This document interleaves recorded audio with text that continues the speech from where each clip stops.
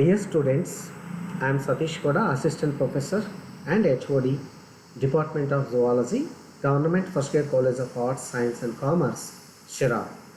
Today I am going to speak on topic a brief account of Rickettsia pravagiki for 3rd BSc 6th semester Zoology, Paper 7 Applied Zoology of Tumkur University.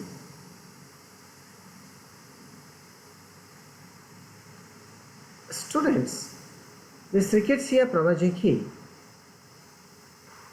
is intracellular obligatory parasite.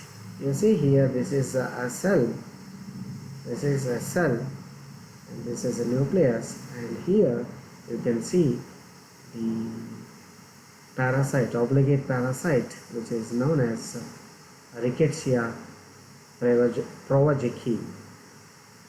Okay, now coming to the classification of Rickettsia pravagiki. This is a scientific classification, and Rickettsia pravagiki belongs to bacterial kingdom group. Bacterial kingdom, and phylum Proteobacteria, class Alpha Proteobacteria, order Rickettsiales, and family Rickettsiaceae, and genus Rickettsia. The species is Rickettsia pravagiki. This species of Rickettsia pravagiki was identified by Darocha Lima in the year 1916. This is about the classification. Once again, I want to repeat this classification. Kingdom bacteria, phylum Proteobacteria, class Alpha Proteobacteria, order Rickettsiales, family Rickettsiaceae, genus Rickettsia, species Rickettsia pravagiki.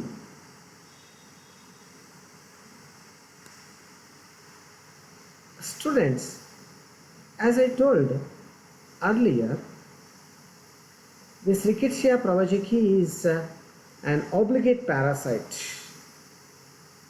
This is an obligate intracellular parasite of eukaryotic cells, and this is basically gram-negative bacteria. Gram-negative bacteria found in, it is commonly found in ticks, lice, fleas, mites and mammals. The Rickettsia pravagiki is causes the epidemic typhus, and this epidemic typhus disease also caused or also called louse-borne typhus. Louse-borne typhus. It is an uncommon disease caused by this bacteria called Rickettsia pravagiki.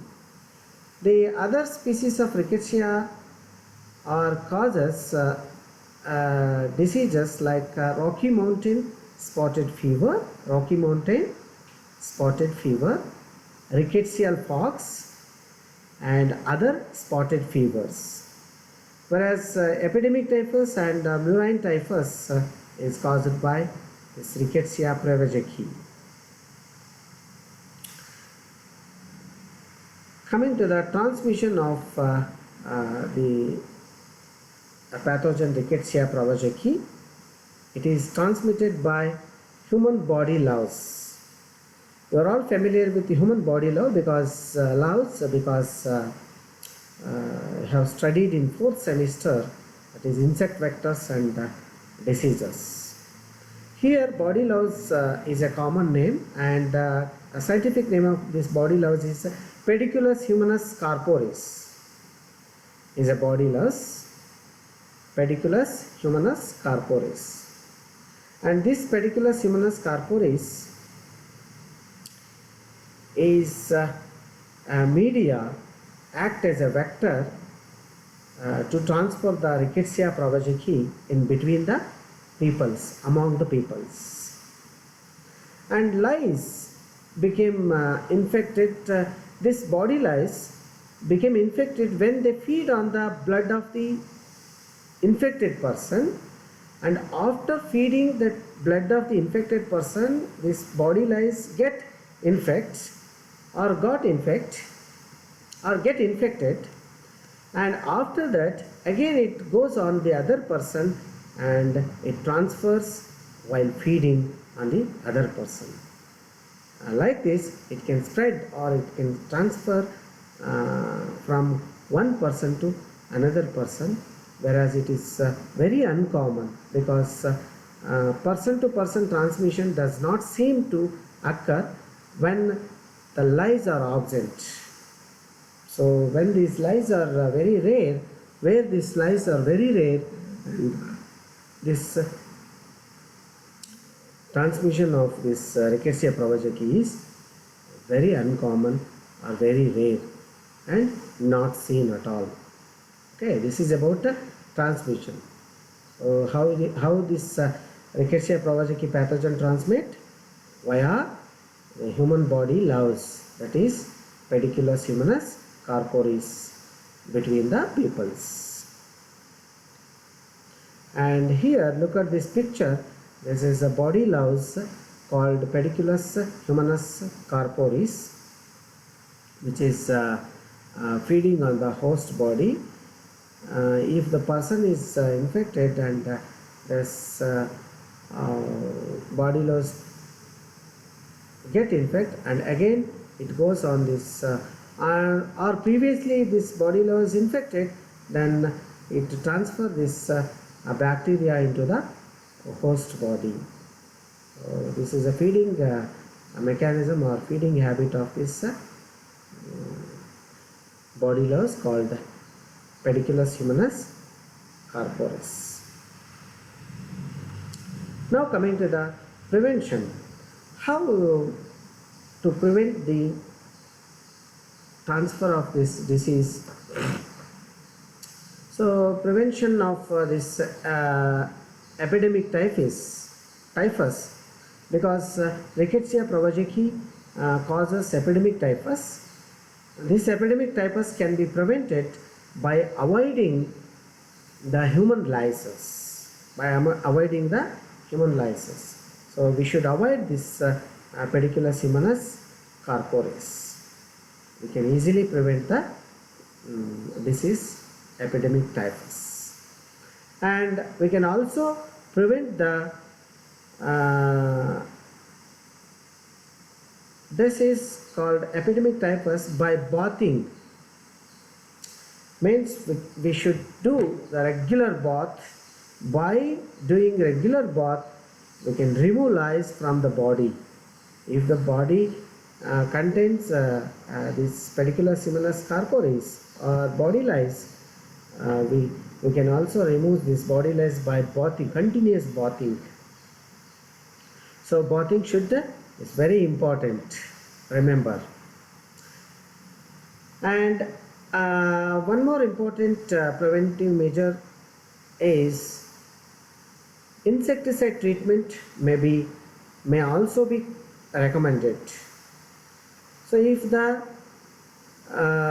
cloths or the beds contains body lice or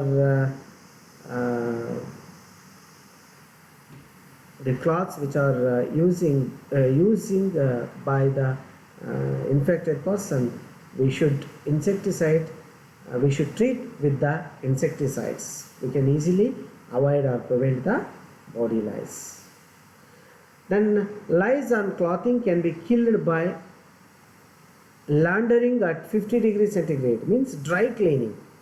So we should prevent this lice by laundering our clothes at 50-degree high temperature. Then close contact, we should avoid. Close contact with animals should be avoided. We should avoid the close contacts of animals.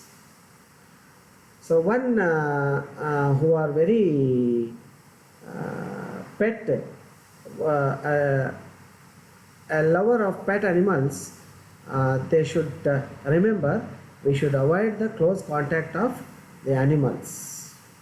By doing this, we can easily avoid this lice and we can easily prevent the attack of epidemic typhus.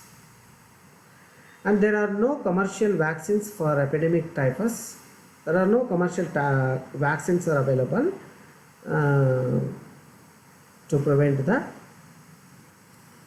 in government hospitals. There are the vaccines are available to prevent the epidemic typhus, which is caused by the Rickettsia prowazekii. These are all some important preventive measures. Now coming to the treatment. What is the treatment and what are the medicines are available to treat the epidemic typhus? There is a vaccine. These vaccines against Rickettsia prowazekii were developed in the year 1940s. But these vaccines are not available commercially, which is available with the government hospitals. And treatment with tetracycline antibiotics is usually successful. The tetracycline is an antibiotic which is used to treat the typhus fever, and which is already usually successful treatment. And primary treatment of epidemic typhus is doxycycline 100 mg twice in a day. We should suffer one who is suffering from the disease epidemic typhus, he should take or he should consume doxycycline 100 mg two times in a day. And other medicines or tablets or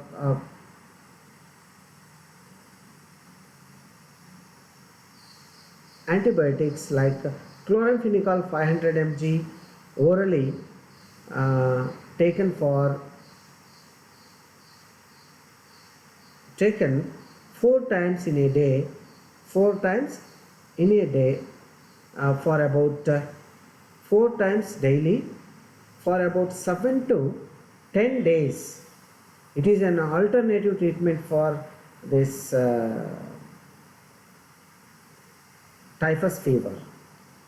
One who is suffering acutely by the epidemic typhus, he should aware of these medicines, and he should take or he should treat with the chloramphenicol 500 mg 4 times in a day for about 7 to 10 days. It is an alternative treatment to treat the typhus, this epidemic typhus, which is caused by the pathogen bacteria or intracellular bacteria, that is Rickettsia prowazekii.